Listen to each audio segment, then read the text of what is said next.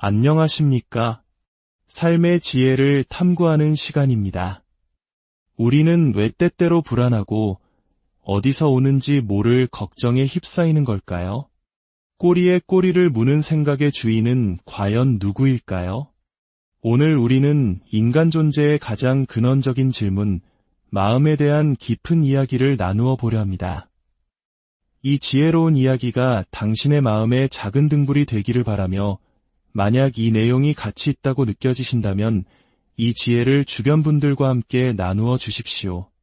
지혜를 나누는 것 또한 세상을 밝히는 아름다운 실천입니다. 저희 채널을 구독하시면 이 마음의 여정을 계속 함께 하실 수 있습니다. 여러분의 삶에 늘 평온이 깃들기를 기원합니다. 자, 그럼 시작하겠습니다. 오늘의 주제는 마음 이야기, 마음 공부 이야기입니다. 우리는 왜 마음에 대해 이야기해야 할까요? 그것은 마음이 곧 우리의 인생 그 자체이기 때문입니다. 더 나아가 마음은 바로 나 자신입니다.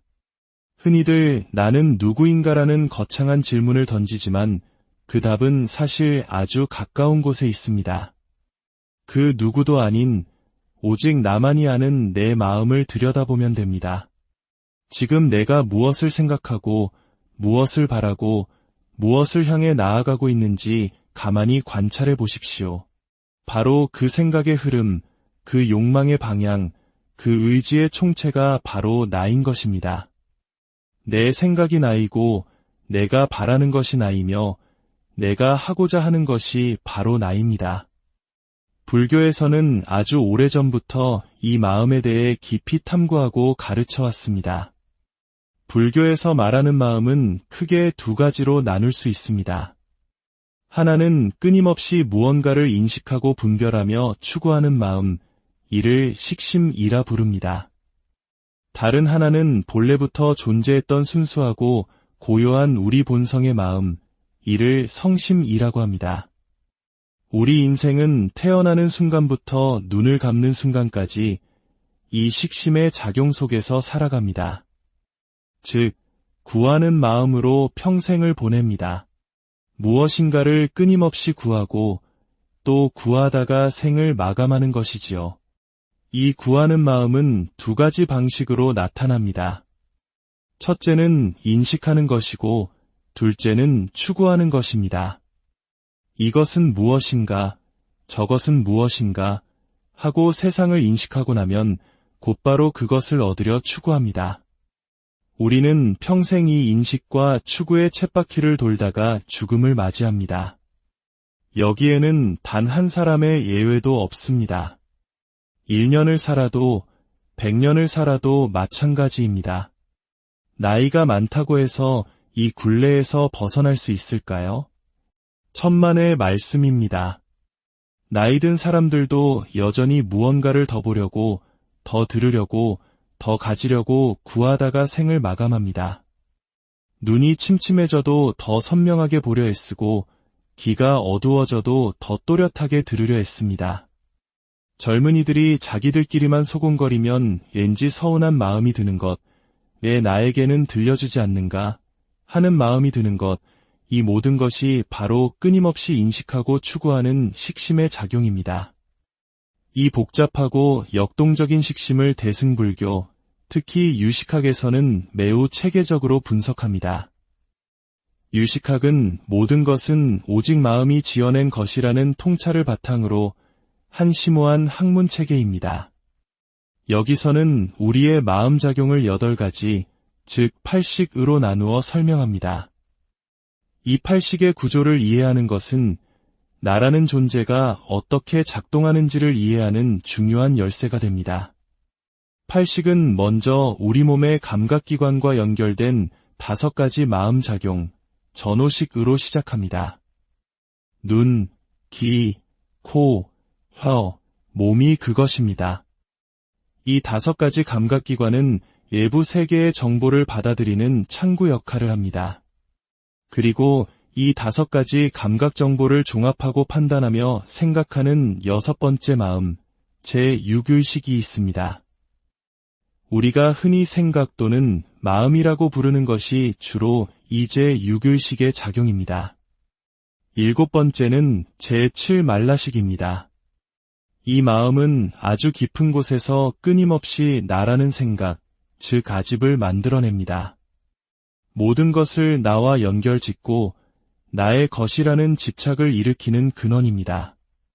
마지막으로 이 모든 경험과 생각, 행위의 씨앗을 저장하는 거대한 창고와 같은 마음이 있습니다. 바로 제8아르야식입니다. 이 마음은 우리가 겪는 모든 것을 하나도 빠짐없이 기록하고 보관했다가 조건이 맞으면 다시 싹을 틔워 우리의 생각과 행동으로 나타나게 합니다. 그렇다면 이 8가지 마음은 구체적으로 어떻게 작동할까요? 먼저 전오식, 즉 5감각은 어떻게 대상을 인식할까요? 불교에서는 이를 근경 상대 식생기중이라는 공식으로 설명합니다. 우리의 감각기관인 근, 외부 대상인 경과 마주하면 그 사이에서 인식작용인 식이 생겨난다는 뜻입니다. 예를 들어 눈, 입꼬들 마주하면 본다는 안식이 생겨납니다.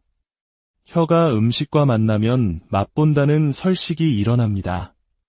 살아있는 사람의 눈과 죽은 사람의 눈의 차이가 바로 여기에 있습니다. 죽은 사람의 눈은 대상을 마주해도 식이 생겨나지 않기 때문에 보지 못합니다. 몸이 불에 타도 뜨거움을 느끼지 못하는 것은 몸에서 뜨거움을 인식하는 신식이 더 이상 작동하지 않기 때문입니다. 이 5가지 감각 중 코, 혀, 몸은 대상과 직접 접촉해야만 인식이 일어나고 눈과 귀는 거리를 두고 떨어져 있어야만 제대로 인식할 수 있습니다. 귀에 대고 소리를 지르면 귀가 먹먹해질 뿐 소리를 들을 수 없는 것과 같은 이치입니다. 이 전오식의 역할은 무엇일까요? 바로 관치진세, 즉 세상을 관찰하고 자신에게 필요한 것을 취하는 것입니다. 우리의 모든 인식은 기본적으로 이 몸을 보호하고 유지하려는 생존 본능에 맞춰 기능하도록 설계되어 있습니다. 다음으로 제6의식은 행식이라고도 불립니다.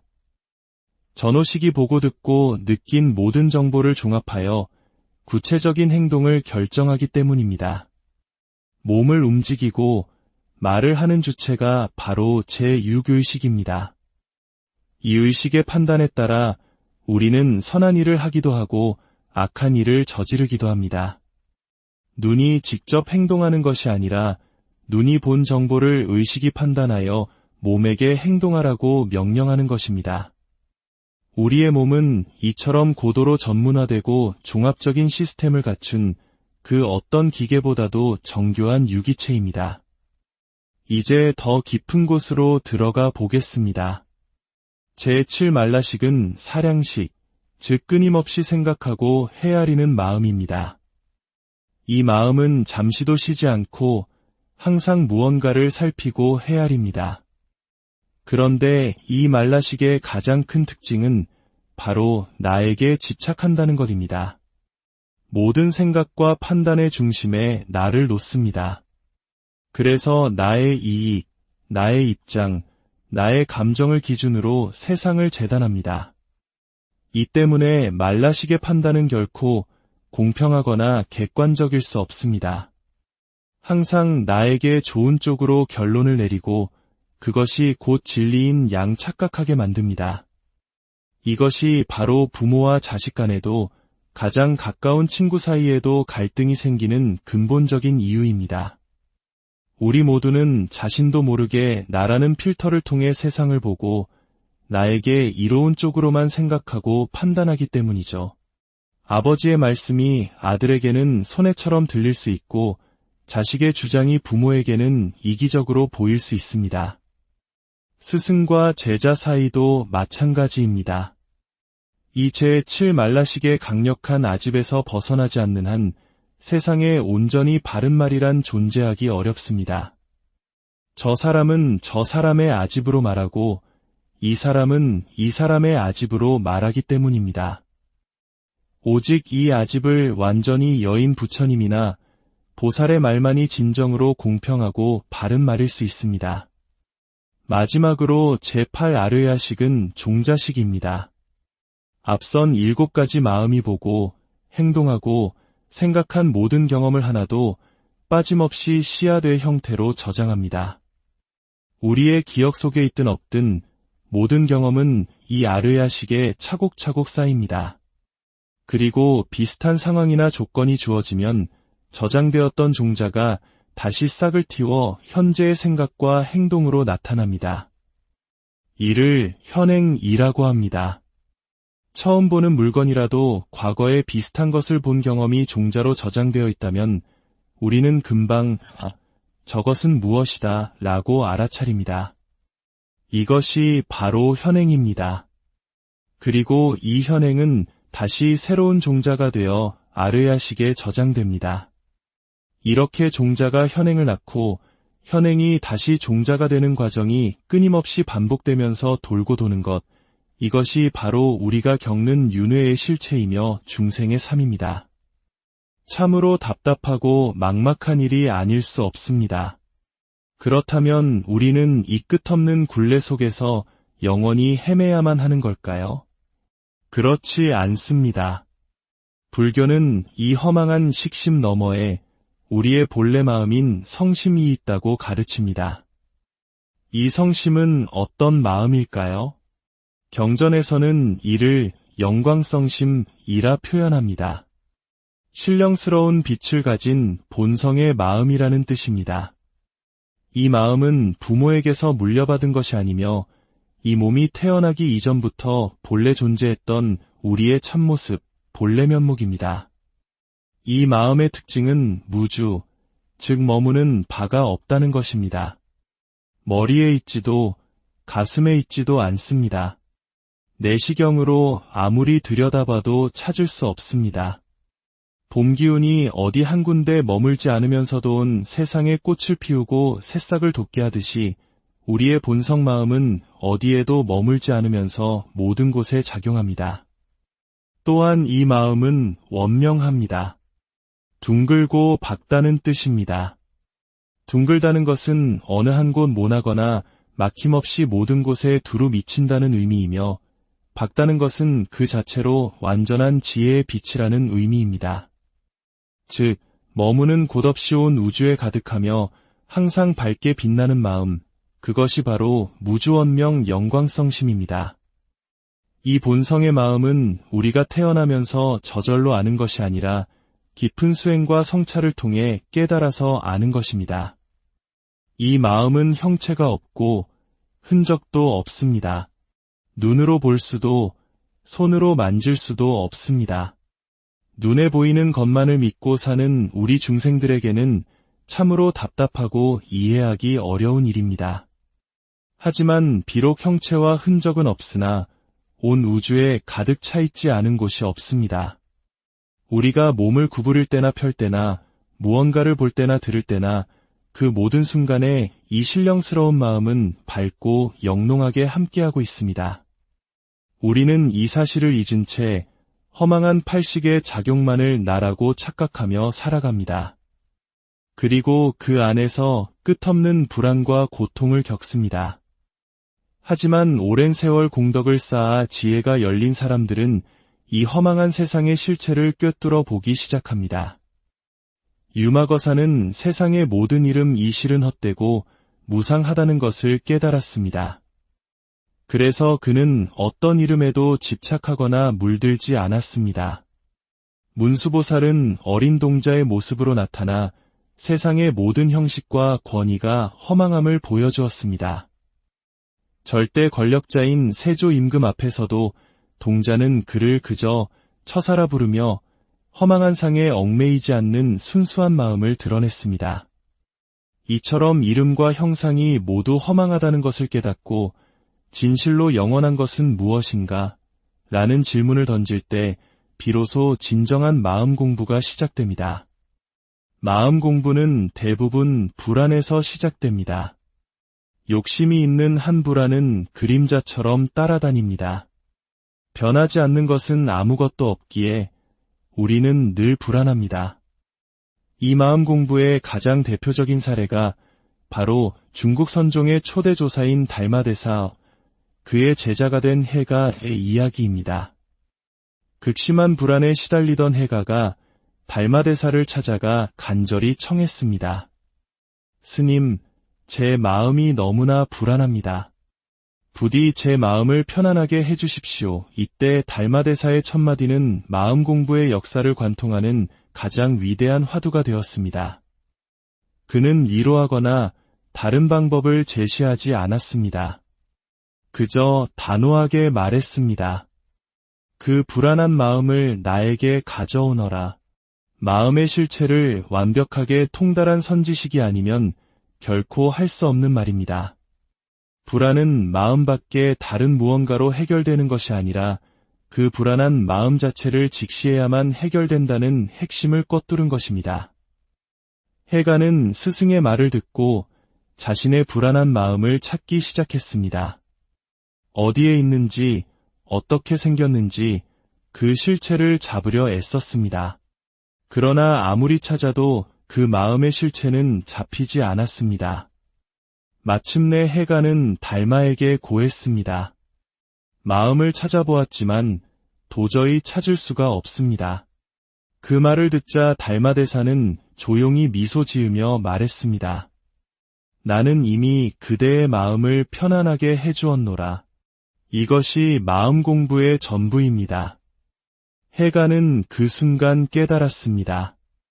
자신이 그토록 찾으려 했던 불안한 마음이란 본래 실체가 없는 헛개비와 같았다는 것을, 손바닥을 마주쳐야 소리가 나듯 여러 인연이 모여 잠시 일어났다가 사라지는 현상일 뿐 고정된 실체가 아니라는 것을 깨달은 것입니다.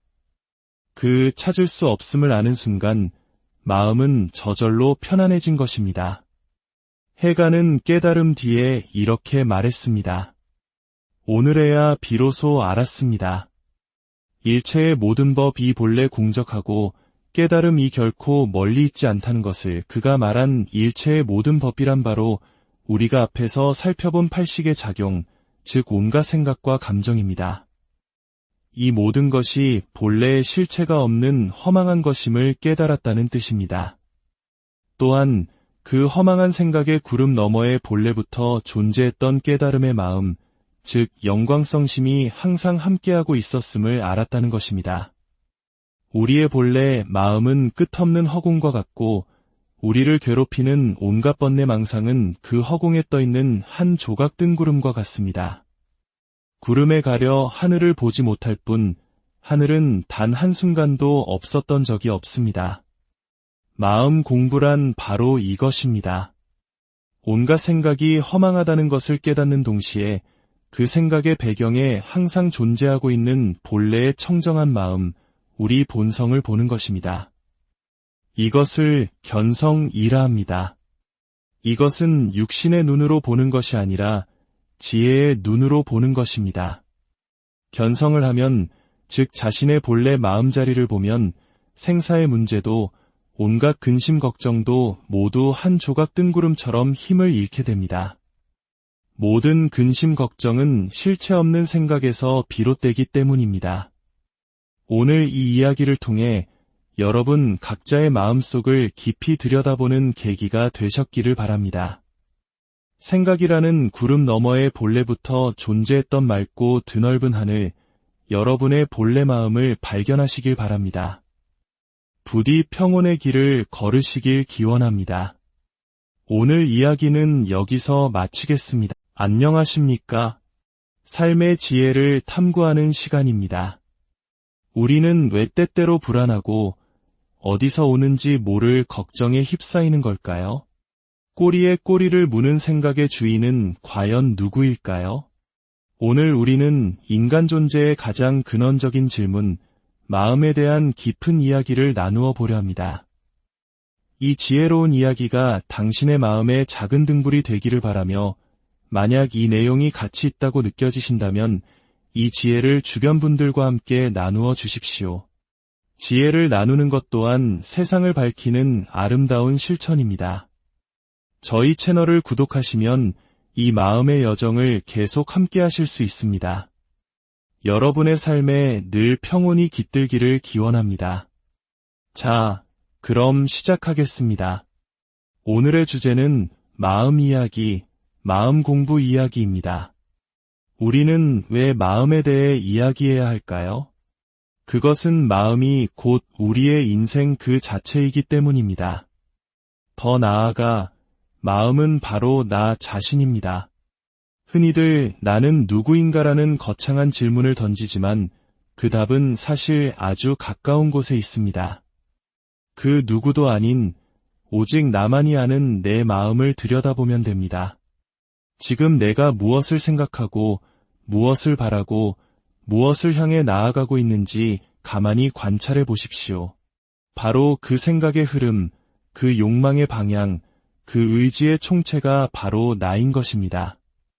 내 생각이 나이고 내가 바라는 것이 나이며 내가 하고자 하는 것이 바로 나입니다. 불교에서는 아주 오래전부터 이 마음에 대해 깊이 탐구하고 가르쳐 왔습니다. 불교에서 말하는 마음은 크게 두 가지로 나눌 수 있습니다. 하나는 끊임없이 무언가를 인식하고 분별하며 추구하는 마음, 이를 식심이라 부릅니다. 다른 하나는 본래부터 존재했던 순수하고 고요한 우리 본성의 마음, 이를 성심이라고 합니다. 우리 인생은 태어나는 순간부터 눈을 감는 순간까지 이 식심의 작용 속에서 살아갑니다. 즉, 구하는 마음으로 평생을 보냅니다. 무엇인가를 끊임없이 구하고 또 구하다가 생을 마감하는 것이지요. 이 구하는 마음은 두 가지 방식으로 나타납니다. 첫째는 인식하는 것이고 둘째는 추구하는 것입니다. 이것은 무엇인가, 저것은 무엇인가 하고 세상을 인식하고 나면 곧바로 그것을 얻으려 추구합니다. 우리는 평생 이 인식과 추구의 쳇바퀴를 돌다가 죽음을 맞이합니다. 여기에는 단 한 사람의 예외도 없습니다. 1년을 살아도 100년을 살아도 마찬가지입니다. 나이가 많다고 해서 이 굴레에서 벗어날 수 있을까요?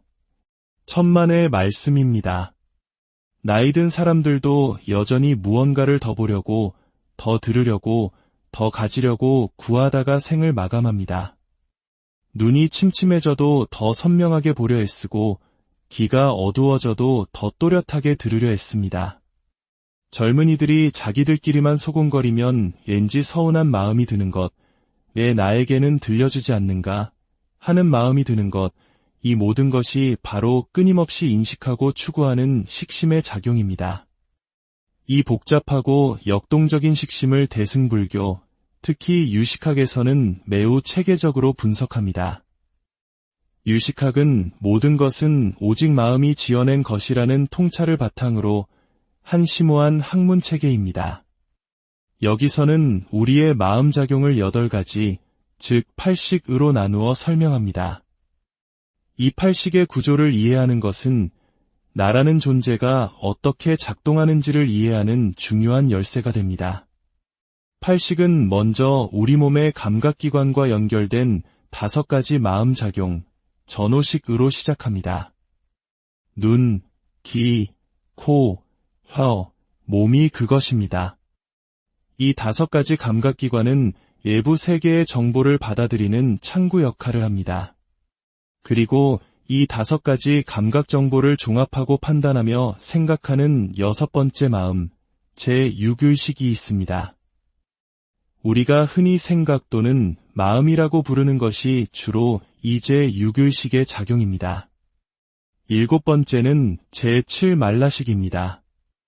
이 마음은 아주 깊은 곳에서 끊임없이 나라는 생각, 즉 아집을 만들어냅니다.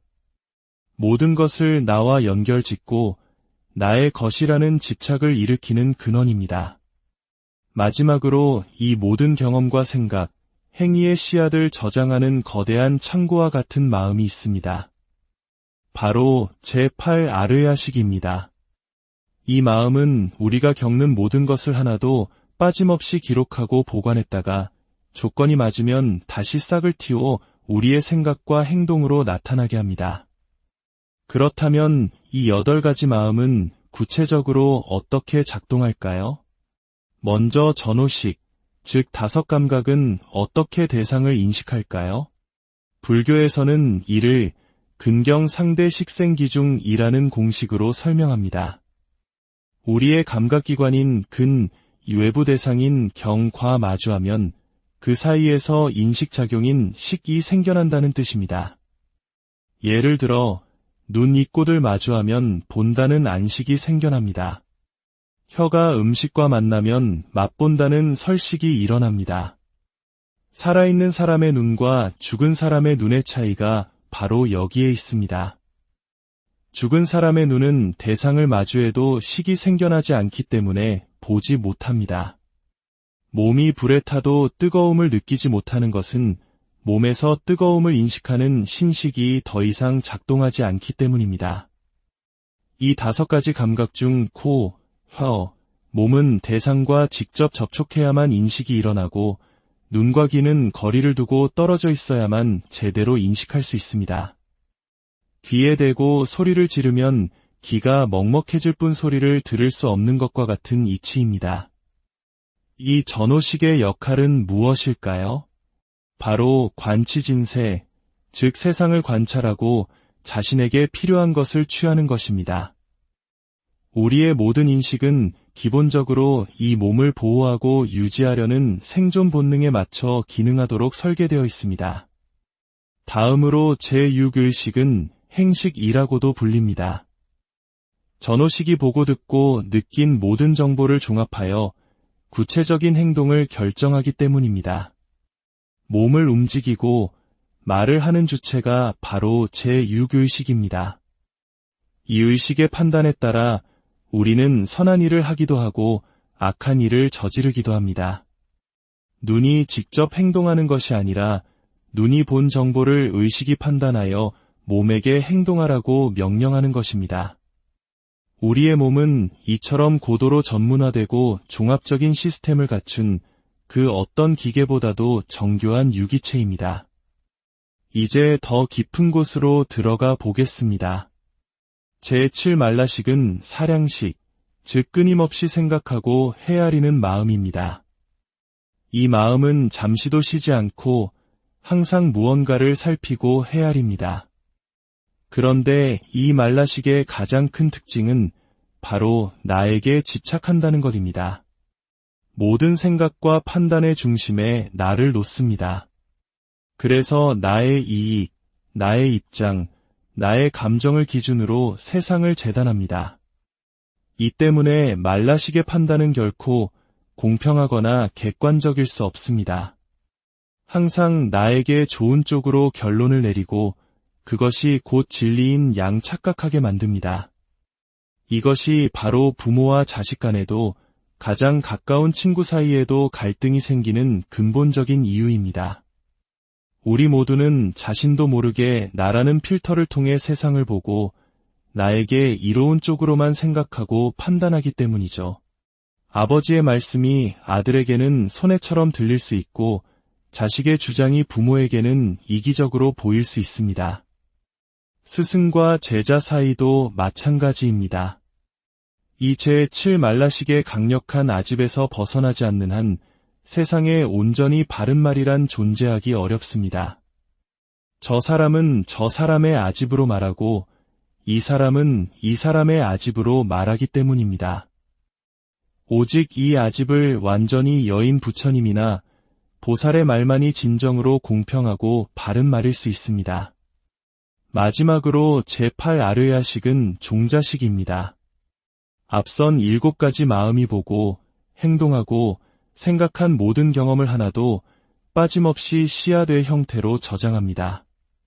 우리의 기억 속에 있든 없든 모든 경험은 이 아르야식에 차곡차곡 쌓입니다. 그리고 비슷한 상황이나 조건이 주어지면 저장되었던 종자가 다시 싹을 틔워 현재의 생각과 행동으로 나타납니다. 이를 현행이라고 합니다. 처음 보는 물건이라도 과거에 비슷한 것을 본 경험이 종자로 저장되어 있다면 우리는 금방 저것은 무엇이다 라고 알아차립니다. 이것이 바로 현행입니다. 그리고 이 현행은 다시 새로운 종자가 되어 아르야식에 저장됩니다.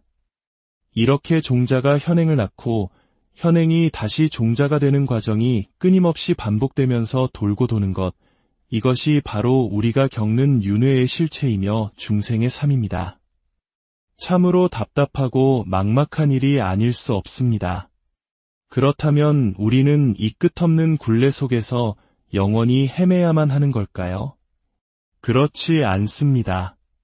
불교는 이 허망한 식심 너머에 우리의 본래 마음인 성심이 있다고 가르칩니다. 이 성심은 어떤 마음일까요? 경전에서는 이를 영광성심이라 표현합니다.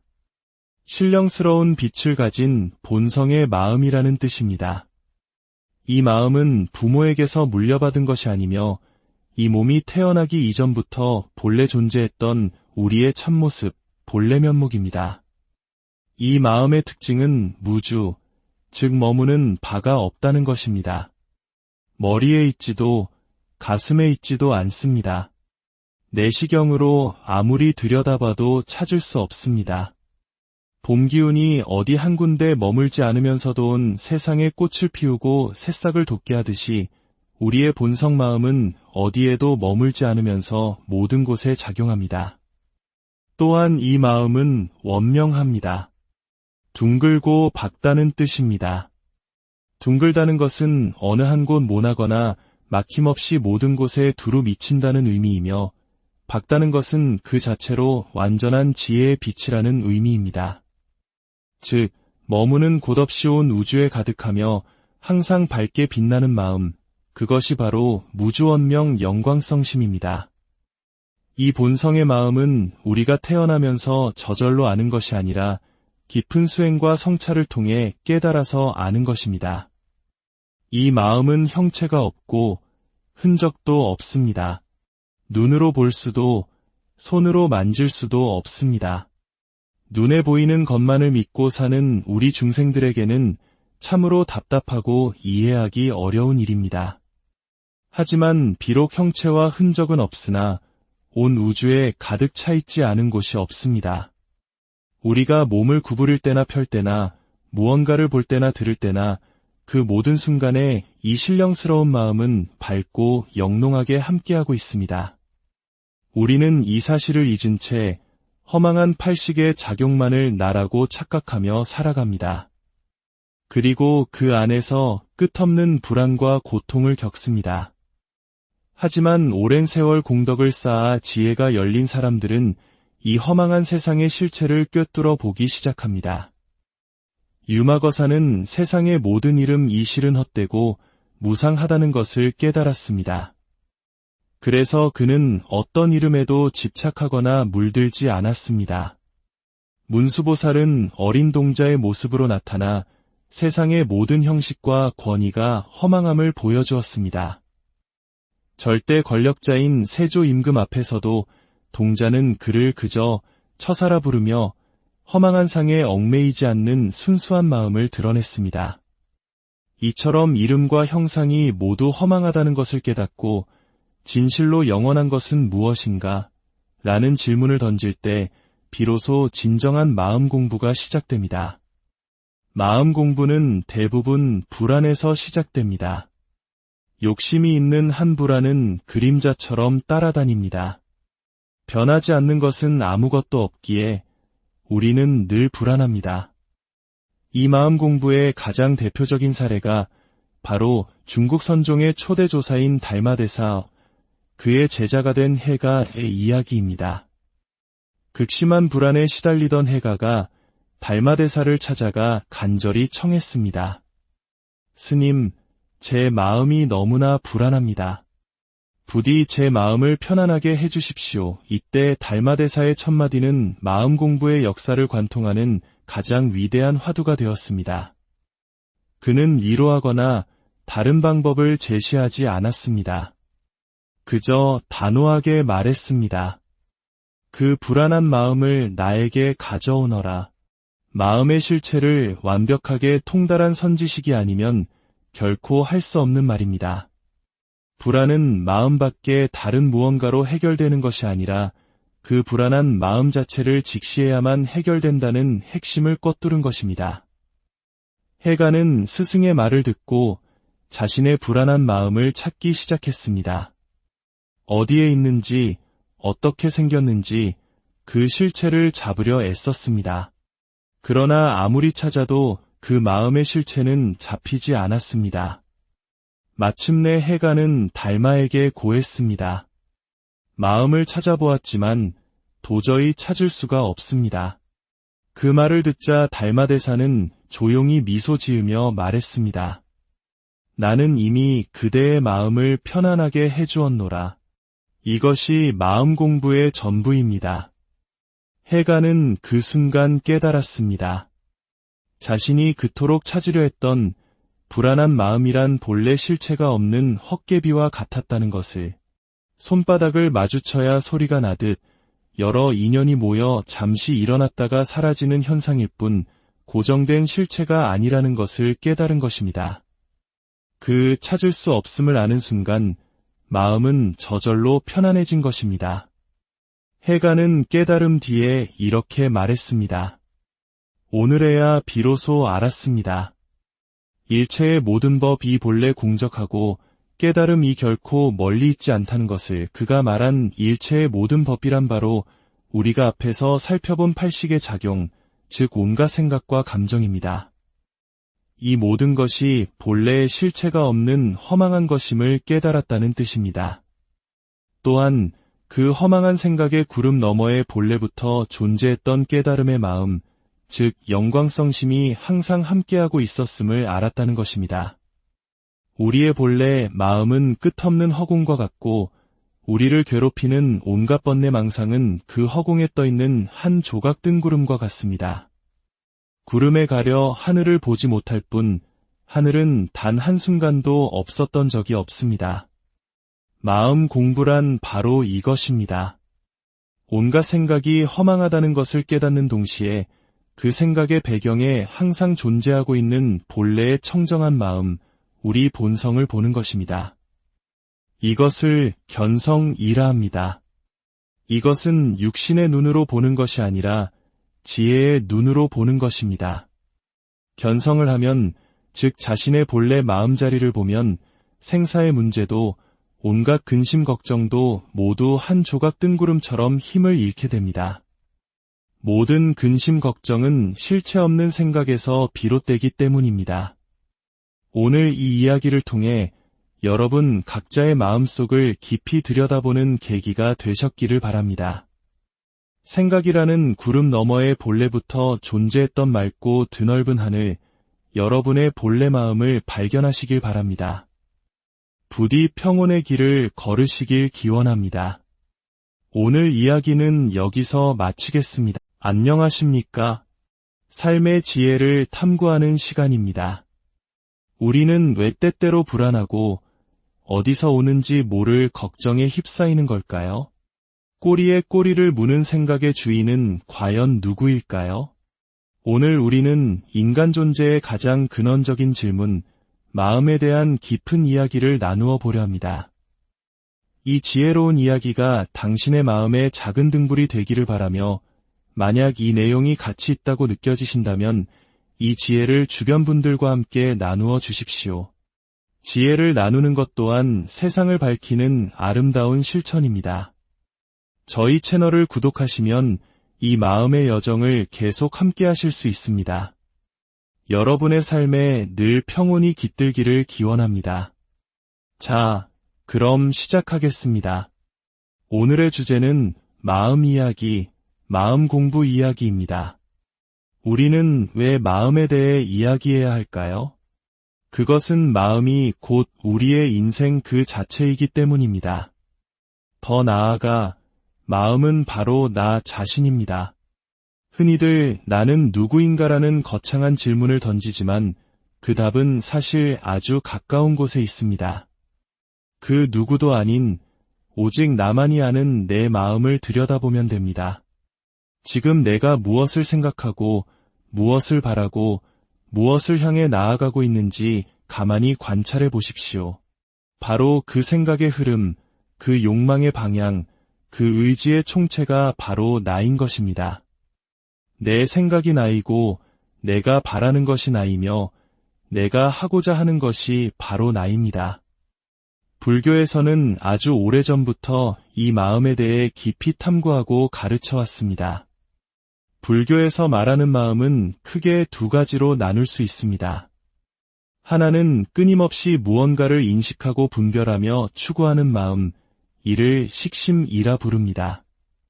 다른 하나는 본래부터 존재했던 순수하고 고요한 우리 본성의 마음, 이를 성심이라고 합니다.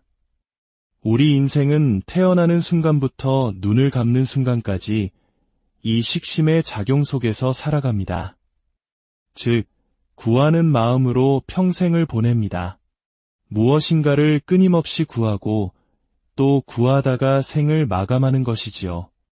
이 구하는 마음은 두 가지 방식으로 나타납니다. 첫째는 인식하는 것이고 둘째는 추구하는 것입니다. 이것은 무엇인가, 저것은 무엇인가 하고 세상을 인식하고 나면 곧바로 그것을 얻으려 추구합니다. 우리는 평생 이 인식과 추구의 쳇바퀴를 돌다가 죽음을 맞이합니다. 여기에는 단 한 사람의 예외도 없습니다.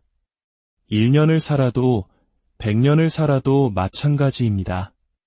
나이가 많다고 해서 이 굴레에서 벗어날 수 있을까요? 천만의 말씀입니다. 나이든 사람들도 여전히 무언가를 더 보려고, 더 들으려고, 더 가지려고 구하다가 생을 마감합니다. 눈이 침침해져도 더 선명하게 보려 애쓰고 귀가 어두워져도 더 또렷하게 들으려 애씁니다. 젊은이들이 자기들끼리만 소곤거리면 왠지 서운한 마음이 드는 것, 왜 나에게는 들려주지 않는가 하는 마음이 드는 것, 이 모든 것이 바로 끊임없이 인식하고 추구하는 식심의 작용입니다. 이 복잡하고 역동적인 식심을 대승불교, 특히 유식학에서는 매우 체계적으로 분석합니다. 유식학은 모든 것은 오직 마음이 지어낸 것이라는 통찰을 바탕으로 한 심오한 학문 체계입니다. 여기서는 우리의 마음작용을 8가지, 즉 8식으로 나누어 설명합니다.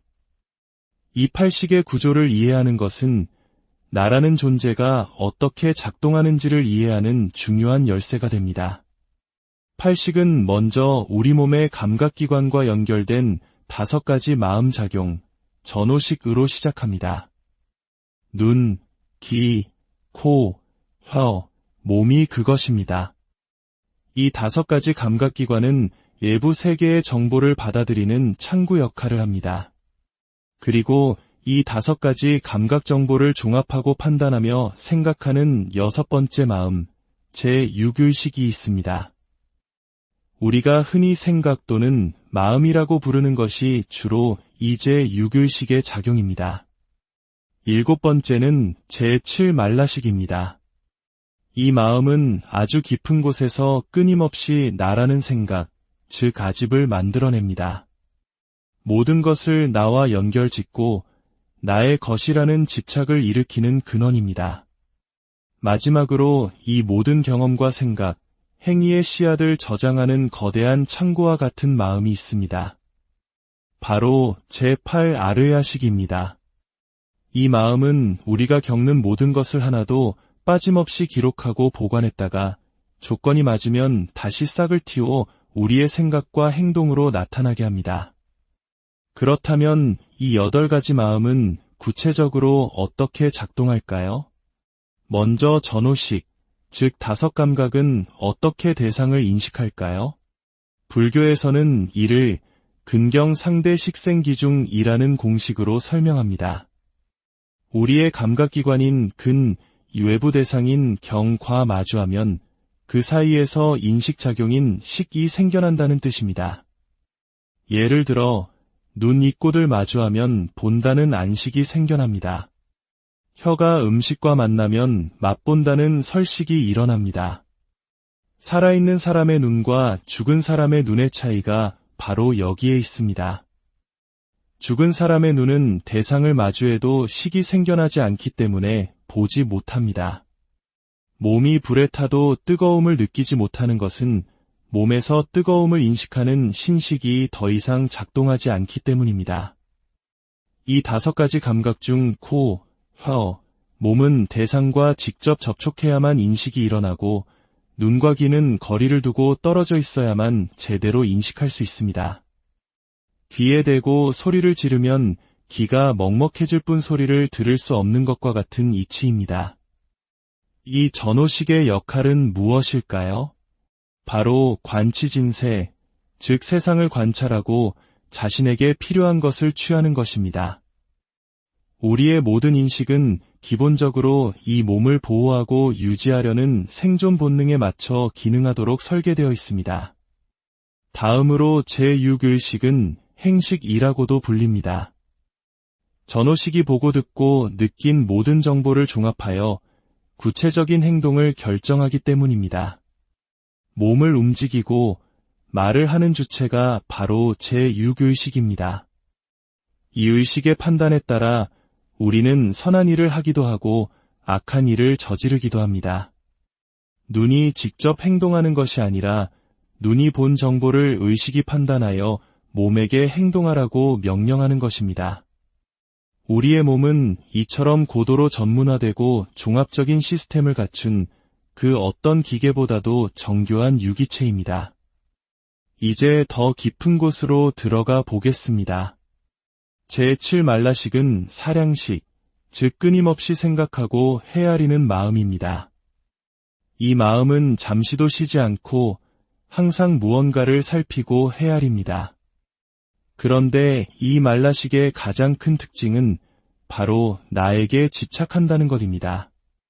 모든 생각과 판단의 중심에 나를 놓습니다. 그래서 나의 이익, 나의 입장, 나의 감정을 기준으로 세상을 재단합니다. 이 때문에 말라식의 판단은 결코 공평하거나 객관적일 수 없습니다. 항상 나에게 좋은 쪽으로 결론을 내리고 그것이 곧 진리인 양 착각하게 만듭니다. 이것이 바로 부모와 자식 간에도 가장 가까운 친구 사이에도 갈등이 생기는 근본적인 이유입니다. 우리 모두는 자신도 모르게 나라는 필터를 통해 세상을 보고 나에게 이로운 쪽으로만 생각하고 판단하기 때문이죠. 아버지의 말씀이 아들에게는 손해처럼 들릴 수 있고 자식의 주장이 부모에게는 이기적으로 보일 수 있습니다. 스승과 제자 사이도 마찬가지입니다. 이 제7말라식의 강력한 아집에서 벗어나지 않는 한 세상에 온전히 바른 말이란 존재하기 어렵습니다. 저 사람은 저 사람의 아집으로 말하고 이 사람은 이 사람의 아집으로 말하기 때문입니다. 오직 이 아집을 완전히 여인 부처님이나 보살의 말만이 진정으로 공평하고 바른 말일 수 있습니다. 마지막으로 제8아르야식은 종자식입니다. 앞선 7가지 마음이 보고 행동하고 생각한 모든 경험을 하나도 빠짐없이 씨앗의 형태로 저장합니다. 우리의 기억 속에 있든 없든 모든 경험은 이 아르야식에 차곡차곡 쌓입니다. 그리고 비슷한 상황이나 조건이 주어지면 저장되었던 종자가 다시 싹을 틔워 현재의 생각과 행동으로 나타납니다. 이를 현행이라고 합니다. 처음 보는 물건이라도 과거에 비슷한 것을 본 경험이 종자로 저장되어 있다면 우리는 금방 저것은 무엇이다 라고 알아차립니다. 이것이 바로 현행입니다. 그리고 이 현행은 다시 새로운 종자가 되어 아르야식에 저장됩니다. 이렇게 종자가 현행을 낳고 현행이 다시 종자가 되는 과정이 끊임없이 반복되면서 돌고 도는 것, 이것이 바로 우리가 겪는 윤회의 실체이며 중생의 삶입니다. 참으로 답답하고 막막한 일이 아닐 수 없습니다. 그렇다면 우리는 이 끝없는 굴레 속에서 영원히 헤매야만 하는 걸까요? 그렇지 않습니다. 불교는 이 허망한 식심 너머에 우리의 본래 마음인 성심이 있다고 가르칩니다. 이 성심은 어떤 마음일까요? 경전에서는 이를 영광성심이라 표현합니다. 신령스러운 빛을 가진 본성의 마음이라는 뜻입니다. 이 마음은 부모에게서 물려받은 것이 아니며 이 몸이 태어나기 이전부터 본래 존재했던 우리의 참모습, 본래 면목입니다. 이 마음의 특징은 무주, 즉 머무는 바가 없다는 것입니다. 머리에 있지도 가슴에 있지도 않습니다. 내시경으로 아무리 들여다봐도 찾을 수 없습니다. 봄 기운이 어디 한 군데 머물지 않으면서도 온 세상에 꽃을 피우고 새싹을 돋게 하듯이 우리의 본성 마음은 어디에도 머물지 않으면서 모든 곳에 작용합니다. 또한 이 마음은 원명합니다. 둥글고 밝다는 뜻입니다. 둥글다는 것은 어느 한 곳 모나거나 막힘없이 모든 곳에 두루 미친다는 의미이며 밝다는 것은 그 자체로 완전한 지혜의 빛이라는 의미입니다. 즉, 머무는 곳 없이 온 우주에 가득하며 항상 밝게 빛나는 마음, 그것이 바로 무주원명 영광성심입니다.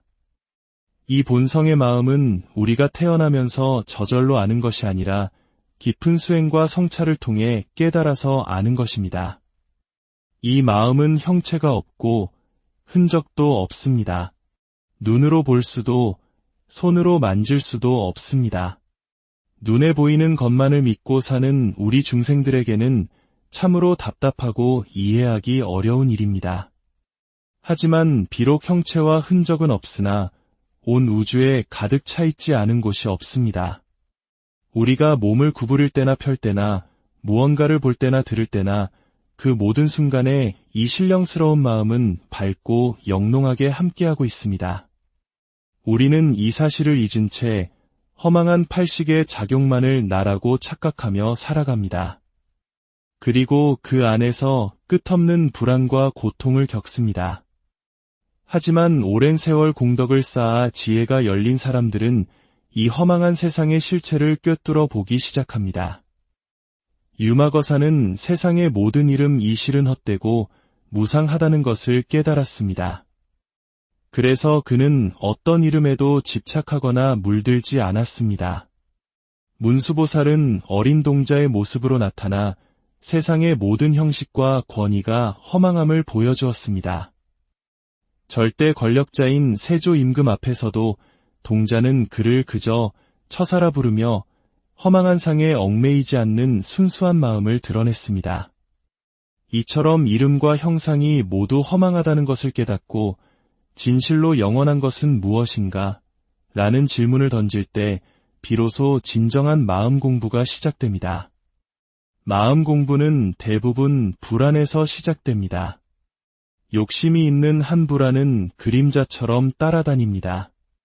변하지 않는 것은 아무것도 없기에 우리는 늘 불안합니다. 이 마음 공부의 가장 대표적인 사례가 바로 중국 선종의 초대 조사인 달마대사, 그의 제자가 된 해가의 이야기입니다. 극심한 불안에 시달리던 해가가 달마대사를 찾아가 간절히 청했습니다. 스님, 제 마음이 너무나 불안합니다. 부디 제 마음을 편안하게 해주십시오. 이때 달마대사의 첫마디는 마음 공부의 역사를 관통하는 가장 위대한 화두가 되었습니다. 그는 위로하거나 다른 방법을 제시하지 않았습니다. 그저 단호하게 말했습니다. 그 불안한 마음을 나에게 가져오너라. 마음의 실체를 완벽하게 통달한 선지식이 아니면 결코 할 수 없는 말입니다.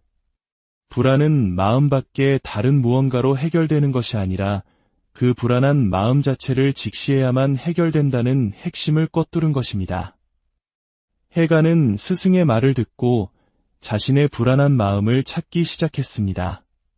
어디에 있는지, 어떻게 생겼는지 그 실체를 잡으려 애썼습니다. 그러나 아무리 찾아도 그 마음의 실체는 잡히지 않았습니다. 마침내 해가는 달마에게 고했습니다. 마음을 찾아보았지만 도저히 찾을 수가 없습니다. 그 말을 듣자 달마대사는 조용히 미소 지으며 말했습니다.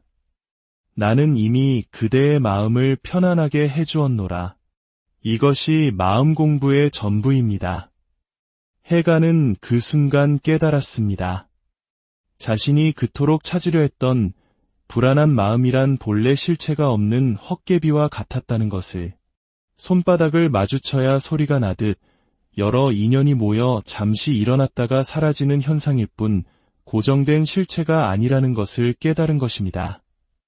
그 찾을 수 없음을 아는 순간 마음은 저절로 편안해진 것입니다. 해가는 깨달음 뒤에 이렇게 말했습니다. 오늘에야 비로소 알았습니다. 일체의 모든 법이 본래 공적하고 깨달음이 결코 멀리 있지 않다는 것을, 그가 말한 일체의 모든 법이란 바로 우리가 앞에서 살펴본 팔식의 작용, 즉 온갖 생각과 감정입니다. 이 모든 것이 본래의 실체가 없는 허망한 것임을 깨달았다는 뜻입니다. 또한 그 허망한 생각의 구름 너머에 본래부터 존재했던 깨달음의 마음, 즉 영광성심이 항상 함께하고 있었음을 알았다는 것입니다. 우리의 본래 마음은 끝없는 허공과 같고 우리를 괴롭히는 온갖 번뇌 망상은 그 허공에 떠있는 한 조각 뜬구름과 같습니다. 구름에 가려 하늘을 보지 못할 뿐 하늘은 단 한순간도 없었던 적이 없습니다. 마음 공부란 바로 이것입니다. 온갖 생각이 허망하다는 것을 깨닫는 동시에 그 생각의 배경에 항상 존재하고 있는 본래의 청정한 마음, 우리 본성을 보는 것입니다. 이것을 견성이라 합니다. 이것은 육신의 눈으로 보는 것이 아니라 지혜의 눈으로 보는 것입니다. 견성을 하면, 즉 자신의 본래 마음자리를 보면 생사의 문제도 온갖 근심 걱정도 모두 한 조각 뜬구름처럼 힘을 잃게 됩니다. 모든 근심 걱정은 실체 없는 생각에서 비롯되기 때문입니다. 오늘 이 이야기를 통해 여러분 각자의 마음속을 깊이 들여다보는 계기가 되셨기를 바랍니다. 생각이라는 구름 너머에 본래부터 존재했던 맑고 드넓은 하늘, 여러분의 본래 마음을 발견하시길 바랍니다. 부디 평온의 길을 걸으시길 기원합니다. 오늘 이야기는 여기서 마치겠습니다. 안녕하십니까? 삶의 지혜를 탐구하는 시간입니다. 우리는 왜 때때로 불안하고 어디서 오는지 모를 걱정에 휩싸이는 걸까요? 꼬리에 꼬리를 무는 생각의 주인은 과연 누구일까요? 오늘 우리는 인간 존재의 가장 근원적인 질문, 마음에 대한 깊은 이야기를 나누어 보려 합니다. 이 지혜로운 이야기가 당신의 마음의 작은 등불이 되기를 바라며, 만약 이 내용이 가치 있다고 느껴지신다면 이 지혜를 주변 분들과 함께 나누어 주십시오. 지혜를 나누는 것 또한 세상을 밝히는 아름다운 실천입니다. 저희 채널을 구독하시면 이 마음의 여정을 계속 함께 하실 수 있습니다. 여러분의 삶에 늘 평온이 깃들기를 기원합니다. 자, 그럼 시작하겠습니다. 오늘의 주제는 마음 이야기, 마음 공부 이야기입니다. 우리는 왜 마음에 대해 이야기해야 할까요? 그것은 마음이 곧 우리의 인생 그 자체이기 때문입니다. 더 나아가 마음은 바로 나 자신입니다. 흔히들 나는 누구인가라는 거창한 질문을 던지지만 그 답은 사실 아주 가까운 곳에 있습니다. 그 누구도 아닌 오직 나만이 아는 내 마음을 들여다보면 됩니다. 지금 내가 무엇을 생각하고 무엇을 바라고 무엇을 향해 나아가고 있는지 가만히 관찰해 보십시오. 바로 그 생각의 흐름, 그 욕망의 방향, 그 의지의 총체가 바로 나인 것입니다. 내 생각이 나이고 내가 바라는 것이 나이며 내가 하고자 하는 것이 바로 나입니다. 불교에서는 아주 오래전부터 이 마음에 대해 깊이 탐구하고 가르쳐 왔습니다. 불교에서 말하는 마음은 크게 두 가지로 나눌 수 있습니다. 하나는 끊임없이 무언가를 인식하고 분별하며 추구하는 마음, 이를 식심이라 부릅니다. 다른 하나는 본래부터 존재했던 순수하고 고요한 우리 본성의 마음, 이를 성심이라고 합니다. 우리 인생은 태어나는 순간부터 눈을 감는 순간까지 이 식심의 작용 속에서 살아갑니다. 즉, 구하는 마음으로 평생을 보냅니다. 무엇인가를 끊임없이 구하고 또 구하다가 생을 마감하는 것이지요. 이 구하는 마음은 두 가지 방식으로 나타납니다.